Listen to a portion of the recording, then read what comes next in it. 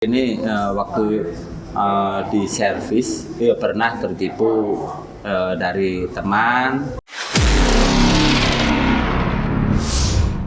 Hai semuanya, apa kabar? Ketemu lagi di Cerita Kopi dan juga Kopi Bara Official.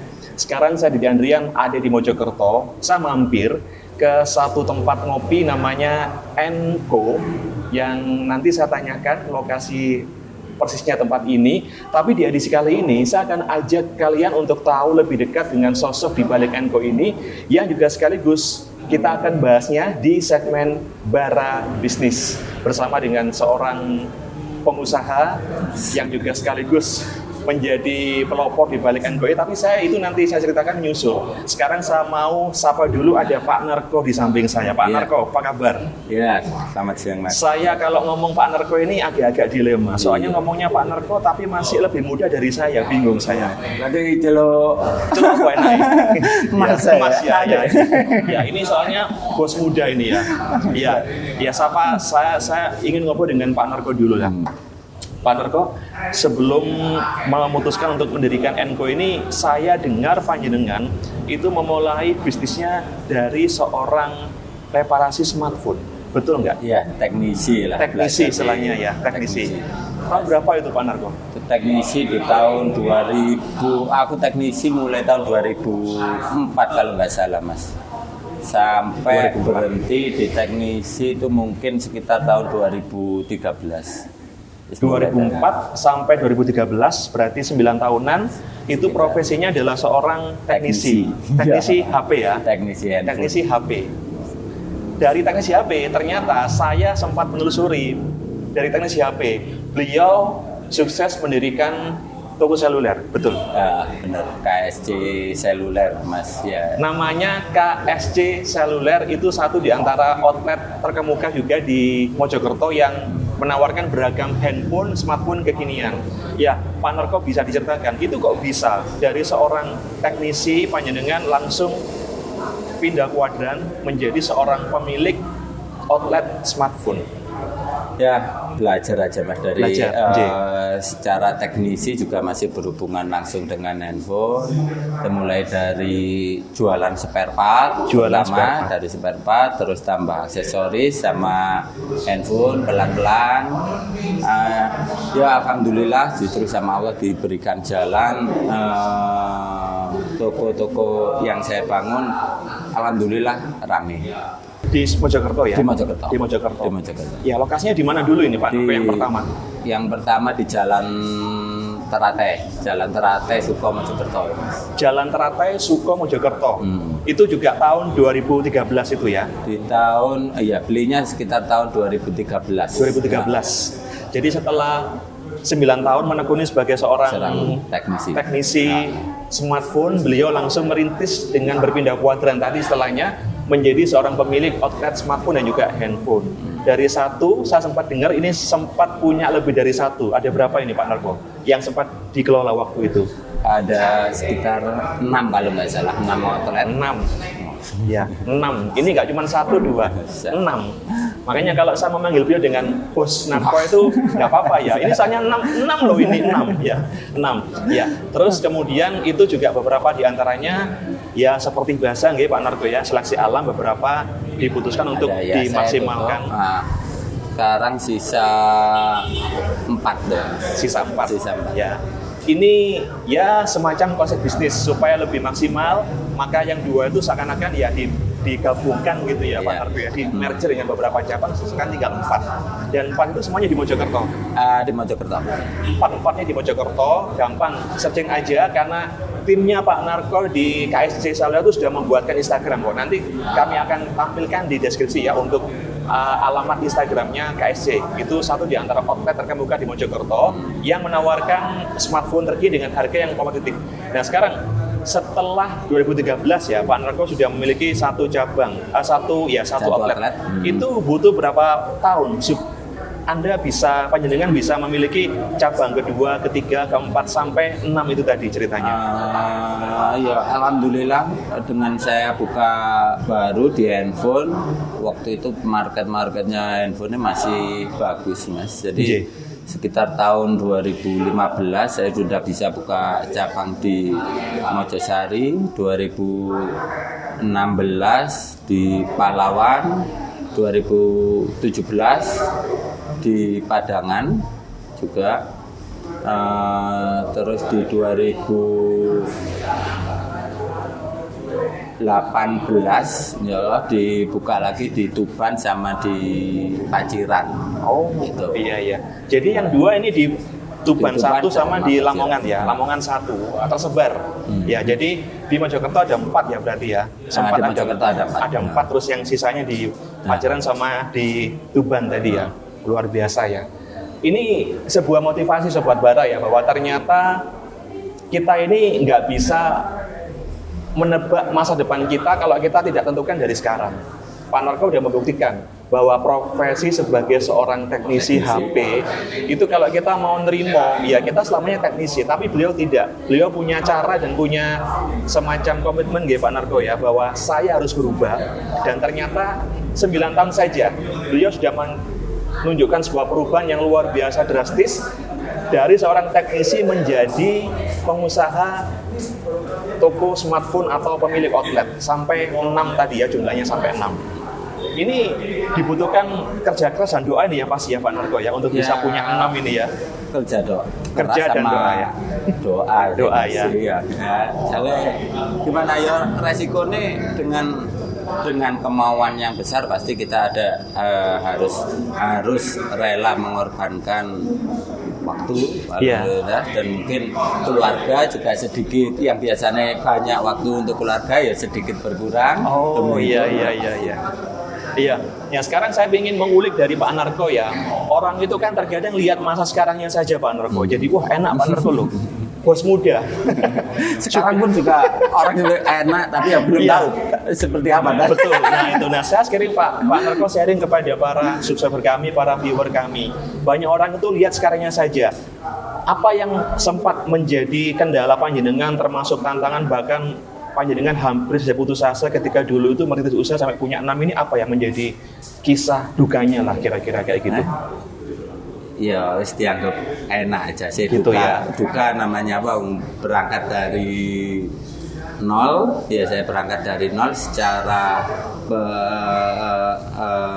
secara keuangan pun ya juga dari nol. Jadi lebih banyak antara kemauan dengan modal ini yang kadang nggak seimbang. Jadi kemauan besar akhirnya memaksakan itu pasti. Memaksakan diri seperti apa yang pada akhirnya juga harus pontang-panting seperti ini. Nah itu yang saya anugerahkan sampai pinjem bank, ini ya alhamdulillah di tahun 2018 sudah mulai saya stop untuk bekerja sama dengan bank, mulai saya kurangi utang-utang, insya Allah nggak sampai nambah lagi lah. Cukup. Jadi istilahnya begini ya Pak Narko ya, kalau orang itu usaha itu memang hal yang wajar, istilahnya koret-koret dari lubang untuk lubang itu hal yang biasa. Tapi selama bisa dimanajemen dengan baik ya, ini buktinya Pak Narko bisa membuktikan bahwa ternyata pinjaman atau semacam kredit itu ketika diolah dengan baik ya bisa membuat usaha kita semakin ya lancar begitu ya Pak Narko ya. Pernah nggak hampir tertipu tekanan gitu Pak Narko ketika mendirikan bisnis terutama di bidang seluler tadi? Aku kalau tertipu dengan tekanan di awal saya sebelum membuka bisnis seluler ini waktu di servis pernah tertipu dari teman ngambil barang ternyata barangnya nggak datang, orang hilang, itu pernah. Juga yang kalau tertipu lainnya nggak ada wajar, misalnya ada kebocoran kecil di dalam toko, menurut aku wajar aja Mas. Wajar ya. Ya, jadi memang terkadang mentalitas seorang pengusaha itu kan belum siap Pak Narko ya, ketika seseorang itu mengalami kerugian yang fase awal, tertipu, udah langsung down gitu ya. Tapi ternyata bagi Pak Narko, sudahlah itu hal yang wajar ya.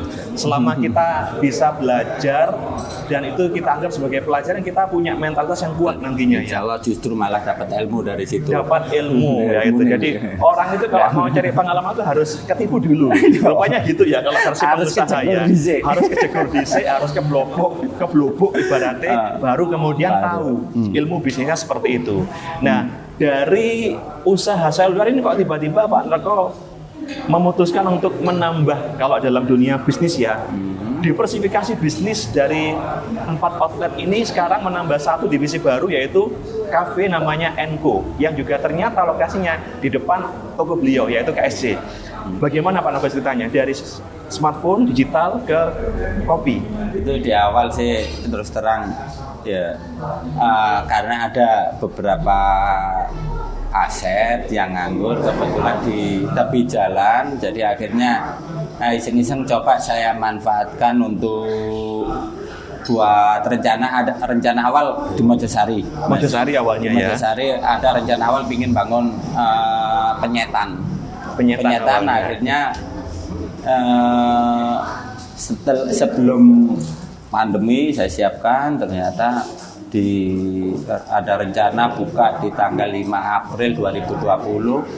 Sudah persiapan mateng, akhirnya barengan pandemi yang di akhir Maret, akhirnya saya batalkan buka. Nah itu ya lumayan, investasi yang sudah masuk ke situ sudah lumayan. Yes.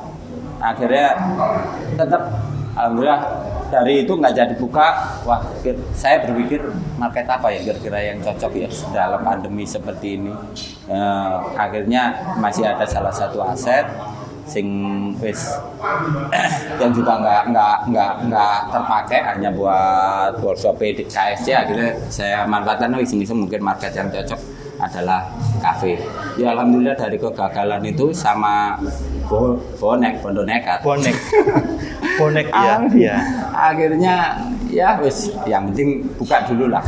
Dalam waktu sekitar 2-3 bulan persiapan bangun sama itu, yang penting buka. Ya alhamdulillah buka, dan sekarang ya masih banyak belajar lah. Yeah. Baik dari SDM, dari produk, tempat ya seperti itu. Iya. Ya ini Sobat Bara, filosofinya seorang pengusaha ya, yang punya intuisi bisnis itu beda. Ada istilah bonek, ada istilah boncu Pak Narko ya. Kalau bonek itu bodo nekat tapi dengan penuh perhitungan dan juga dengan penuh persiapan. Tapi kalau boncu, bodo nekat, bono cupet. Boncu ya itu. Jadi nekat doang, bondo cupet ya sudah malah berantakan. Jadi kalau Sobat Bara mau ke Mojokerto, mau cari kafe, ini lokasi di pusat kota Mojokerto. Ketik aja Enco, nanti pasti ketemu. Kalau kalian pengen tahu, beliaulah yang merintis tempat ini, yang awalnya beliau adalah seorang ya semacam perintis bisnis atau entrepreneur di bidang outlet smartphone atau toko HP yang jumlahnya sempat ada 6 dan sekarang tinggal 4. Nah sekarang kalau ngomongin pengalaman sendiri nih, artinya kan pengalaman ini kan begitu baru ya bagi seorang Pak Narko yang terbiasa mengoprek smartphone dari mati bisa hidup lagi. Nah sekarang membuat usaha yang ini betul-betul hanya dari hobi. Sebetulnya kan dari hobi ngopi, tapi ternyata di bulan keempat 2021 sudah menunjukkan peningkatan yang luar biasa. Pengunjungnya rame, menunya enak-enak, harganya juga terjangkau. Apa yang menjadi kiat dari Pak Narko untuk membuat Enco ini betul-betul menjadi jujukan para penikmat kopi di Mojokerto, Pak Narko? Rahasia bisnisnya istilahnya gitulah. Bukan rahasia tapi semacam cara gitu ya. Kemauan untuk memaksimalkan di dalam salah satu usaha. Jadi intinya ketika saya mau terjun di dalam sebuah usaha itu biasanya nggak setengah-setengah. Jadi mungkin harus waktu, yang paling penting adalah waktu yang saya prioritaskan di situ. Kalau secara modal yaitu di awal sudah terbiasa bondo nekat ya, kira nekat aja soal modal ya. Yang penting jalan. Nah dengan alhamdulillah jalan rame, ini toko ya kafe ini rame ya alhamdulillah semakin ya malah semakin bersemangat. Iya. Walaupun di balik itu sebelumnya banyak kegagalan, Iya. bahkan sekarang pun gagal ya masih sering. Iya. Pahit ya masih sering, tapi ya wis sing penting semangat aja ya. Saya jadi ingat dengan akhir-akhir ini kan aja. viral Pak Narko, ada sebuah banner yang tampil di mobil belakang ya, pickup itu yang kemudian sempat saya lihat di Instagram itu kan, jualan saja, nggak usah mikir pembeli, nanti Allah mendatangkan pembeli dengan caranya sendiri. Betul. Itu ya, itu dari Instagram yang kemudian saya ulik bersama dengan Pak Narko ini. Jadi beliau sudah berpesan kepada kita semua ya, sudahlah, namanya usaha itu nggak mungkin ada untung di awal, rugi pasti, bahkan ditipu juga pernah. Yang penting apa? Kita harus fokus pada usaha kita itu, buka dulu usahanya dan fokus dijalankan. Nanti pelan-pelan kita pasti mendapatkan sebuah ya jalan ya Pak Narko ya. Mulai dari pengunjungnya, mulai datang, mulai ada omset, mulai ada profit, semuanya datang satu persatu dengan catatan kita ya tadi ya. Sudahlah pokoknya jualan aja, semi-semi bonek lah istilahnya, tapi pakai perhitungan, pakai strategi gitu ya. Pak Narko, ini di depan kita ada kopi bara nih. Ya ini ya. Kan lebih klop kita juga sama-sama siang-siang ini ya di Mojokerto kita ngopi, monggo kita ngopi bareng, diruput dulu. Ini kopi bara Wah, mantep juga yang Mas. diracik sama timnya Pak Narko di Enco. Kopi susu rupanya ya. Ya, betul. Gimana secara personal Pak Narko nyeruput kopi bara? Mantep Mas, secara Mantep, ini ya. termasuk apa ya? Arabica atau Mas? Ini Arabica ini. Ya, ini Arabica yang diracik, kerasa sekali. Kalau Arabica itu lebih saya merasakan lebih mulus di tenggorokan. Lebih soft ya. Ya, lebih soft gitu ya.